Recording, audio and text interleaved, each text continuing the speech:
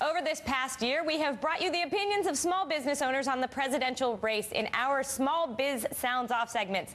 Today, we bring back 4 of our most outspoken participants. Brian Cohen is the chairman of the investment group New York Angels. He is supporting President Obama. Carol Roth is a business strategist who you can find online at Roth.com. She's supporting Governor Romney. Rob Basso is the owner of Advantage Payroll Services in Freeport, New York.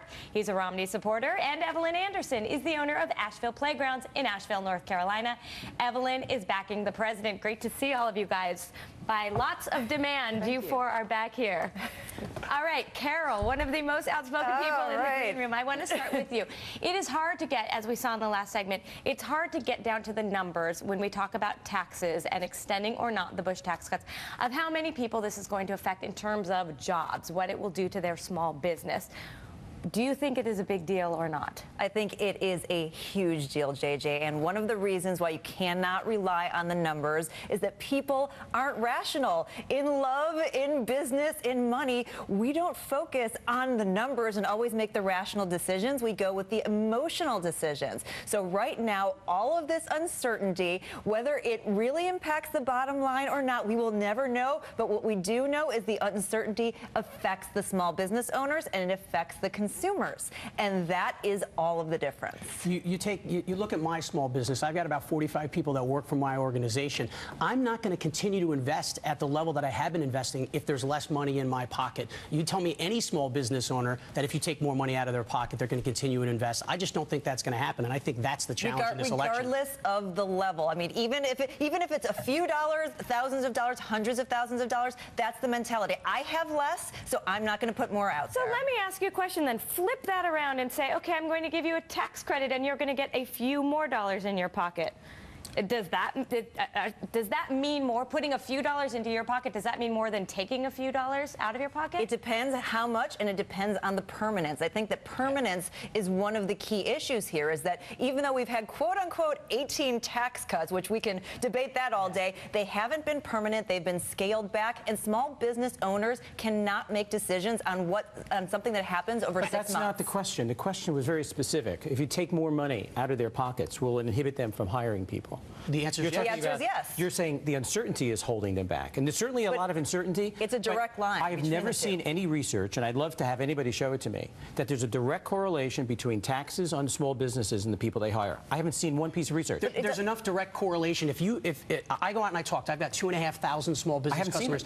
I speak with these customers on a daily basis, and what they're telling me is they're not making decisions, not just hold on a second, not just because of the uncertainty, but seriously because they know that more money is going to be taken out of their pocket, and they feel no matter who's elected. Are these people you're talking to who make over $250,000? Some of them are, and some of them aren't. But I've got small business clients. Who aren't, this one particular issue doesn't affect them if they're not making over $250,000 at all. Well, no. It absolutely does affect them because they get paid, most of them, at a personal tax rate. Right. So anything that affects the personal tax rate affects how they get paid. But I'm saying assuming everyone who makes under $250,000, those tax cuts are extended. We're only talking about whether or not they extend them to people earning more than $250,000. No, but we're also talking about, Mitt Romney is talking about lowering the tax rate for personal income. So it actually does matter because it means that they will have more money to invest in their business. For people who earn more than $250,000, both of them want to do it for people who earn less than $250,000. That's not debated. It's not debated. It's not debatable. Right. Got it. So I'm asking you, for the people who earn more than $250,000, is that who you're talking about when you say they're not going to be hiring more people? Many of the people that I speak to that are earning over $250,000, my average client has about 16 employees. So that's actually twice the size of an average small business in America. And yes, some of them do make over $250,000, and they're going to make, personal sacrifices potentially just to keep their businesses afloat. What kind of sacrifice are they going to make? Why do you say reality? That? Well, personal sacrifices meaning less money out of their pocket. If you take money out of a pocket of a guy like mine, I'm more likely to not only invest in my business, I'm going to stop us both, all 4 of us right now, because I want Evelyn, I want you to chime in right now. Your business does not make more than $250,000, or you personally do not take home more than $250,000 a year. You would not be affected by this. Where do you fall on this issue? Well, it seems to me that our primary focus is that we will hire based on demand, so that as demand rises, that's when we would hire more. It also seems to me that we had a 10-year experiment with lower tax rates during the Bush administration, during the decade of the 2000s, and we did not actually see intensive growth in jobs created.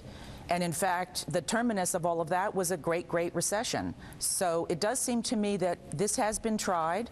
The tax cut experiment has been tried, and it did not succeed. You know, and I would be in favor of targeted tax cuts that would affect the bottom line for me when I hire someone. And Evelyn, I'm going to bring you into this too. How much of a credit do you need in order to hire someone? I get it. If you are a company that has 450 employees and you're going to hire 200 more, then the money adds up. If you're just going to hire one more person, how much of a tax credit you need to actually have that incentivize you to make that decision? Evelyn. In my situation, I don't actually really need a tax credit. I need the business and the demand for my products, and when that comes, then I have to hire people. And this is all interconnected. We are looking at hiring next year. That's exactly the issue, that if people have more money for take-home pay, if people have more jobs, then they go out and spend. That drives the demand. It's all, you can't take these issues one by one. They're all part of a symbiotic process. And I also think people misunderstand when everything resets at the beginning of this year. Middle-class Americans are going to see a tax increase. I think people are delusional to think that they're not going to see. Between $40,000 and $65,000, they could see a $2,000 increase on their personal income taxes, federal income taxes. If you take a high wage earner, they could be paying close to 50% of their earnings when you include the state that they happen to live in. I think the tax issue is it's a political issue right now. And as the discussion has been noted here by JJ, it doesn't affect most of these companies. It doesn't. I'm going to have to stop us now because we have to go to a break, but we will have all four of you back to continue this discussion. When we return, we'll continue our discussion on which presidential candidate